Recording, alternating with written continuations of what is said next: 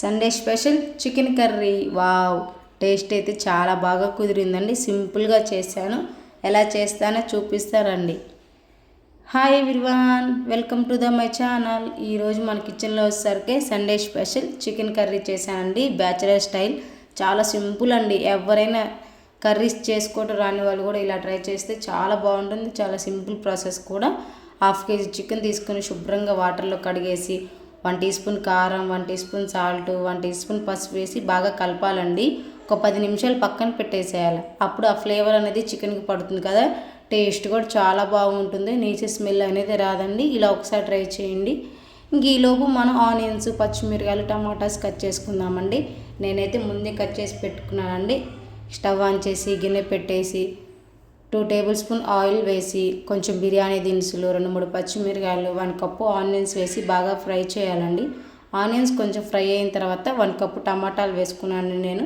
1 cup, మీకు కావాలంటే టమాటాలు వేసుకోండి, లేదంటే స్కిప్ చేయండి. కొంచెం టమాటాలు వేస్తే థిక్గా గ్రేవీగా చాలా బాగుంటుంది కదండి. టమాటాలన్నీ వేసిన తర్వాత ఒకసారి అట్లా మెల్లగా కలిపేయండి. కొంచెం బాగా మగ్గేదాకా ఫ్రై చేయండి. ఒక 5 నిమిషాలు మూత పెట్టేసి బాగా ఫ్రై చేసుకోండి.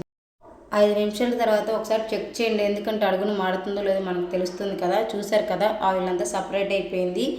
మీడియం మంట మీద కుక్ చేసాం కాబట్టి ఆనియన్స్ కూడా ఆల్మోస్ట్ మగ్గిపోయాయండి. ఆ మాత్రం మగ్గిపోతే సరిపోతుందండి, ఎందుకంటే మళ్ళీ మనం చికెన్ వేస్తాం కదా, అప్పుడు ఆనియన్స్, టమాటా అవన్నీ ఫ్లేవర్ చికెన్కి పడితే టేస్ట్ చాలా బాగుంటుంది.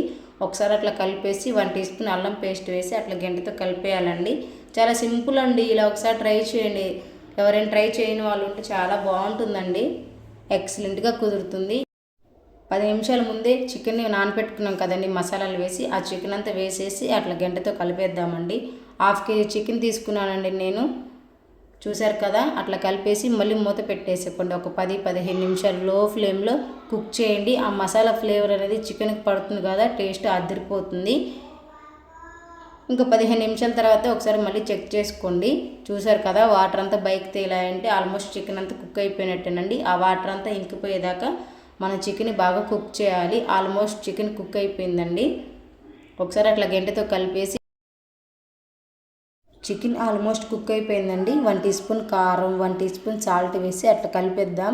నేనే ఫుడ్ కలర్ వాడట్లేదంటే, మీరు కావాలంటే ఫుడ్ కలర్ వేసుకోవచ్చు, రెడ్ కలరు.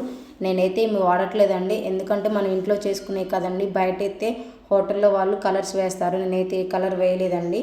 చూసారు కదా, కలర్ అయిపోయినా కూడా ఎంత థిక్గా చాలా బాగుంది. ఎందుకంటే మా కారం మా ఊర్లో మా చేలో పొలంలో మిరపకాయలండి, అందుకే కొంచెం ఘాటు కూడా ఉంటుంది కారం. మీరు చూసి వేసుకోండి.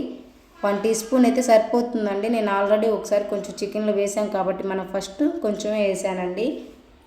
గుంటూరు కారం అంటే ఆ మాత్రం ఉంటుంది కదండి. ఉప్పు కారం వేసిన తర్వాత ఒకసారి అట్లా కలిపేసి 1 teaspoon garam masala, 1 teaspoon ధనియాల powder, 1 teaspoon chicken masala వేసి అట్లా కలిపేసానండి. చూసారు కదా, ఆల్మోస్ట్ అంతా కుక్ అయిపోయింది. ఆయిల్ కూడా ఇప్పుడిప్పుడే పైకి తేలుతుందండి. చాలా థిక్గా గ్రేవీగా చాలా బాగా వచ్చిందండి చికెన్ కర్రీ. ఎవరైనా వంట రాని వాళ్ళు కూడా ఇలా ట్రై చేస్తే అదిరిపోతుంది. ఎవరైనా ఇష్టంగా తింటారండి. రోజు తినేదానికంటే ఒక ముద్ద ఎక్స్ట్రానే తింటారు. చూసారు కదా, మసాలాలను వేసిన తర్వాత ఎంత థిక్గా కలర్ కూడా ఎలా మారిపోయిందో. Chicken curry ready. ఎవరైనా ఇష్టంగా తింటారండి. ఇలా చేసి పెడితే మన ఇంటికి ఎవరైనా ఫ్రెండ్స్ కానీ ఫ్యామిలీస్, కజిన్స్ ఎవరైనా వస్తే ఇలా చేసి పెడితే హాయిగా మనస్ఫూర్తిగా కడుపు నిండా భోజనం తినేసి వెళ్తారండి. చికెన్ ఆల్మోస్ట్ కుక్ అయిపోయిందండి. చూసారు కదా, ఆయిల్ అంతా సపరేట్ అయిపోతుంది. ఒక 5 నిమిషాలు అలా మూత పెట్టేద్దామండి. మీరు కావాలంటే కొంచెం వాటర్ వేసుకోండి. నేనైతే కొంచెం వాటర్ వేసానండి, గ్రేవీ కావాలి కదా. కొంచెం వాటర్ వేసిన తర్వాత ఒకసారి అట్లా కలిపేసి మూత పెట్టేశానండి. అప్పటికే చికెన్ అంతా కుక్ అయిపోయింది కాబట్టి ఆయిల్ అంతా సపరేట్ అయిపోయింది. Chicken curry ready. ఎవరైనా ఇష్టంగా తింటారండి ఇలా చేసి పెడితే. ఇంకా లాస్ట్లో స్టవ్ ఆఫ్ చేసిన తర్వాత కొంచెం కొత్తిమీర వేసుకొని కాసేపు అట్లా వదిలేయండి. మరీ వేడివేడిగా ఉంటే కాలుతుంది కదా. ఇంకా వేరే గిన్నెలోకి షిఫ్ట్ చేసుకున్నానండి. కలర్ చూడండి ఎంత బాగుందో. నేను ఏ ఫుడ్ కలర్ వాడలేదు కదండి, చాలా బాగా కుదిరింది. ఆల్రెడీ నేను టేస్ట్ చేశానండి, అదిరిపోయింది. మీకు మా వీడియో నచ్చితే లైక్ చేయండి, షేర్ చేయండి, సబ్స్క్రైబ్ చేయండి. Thank you.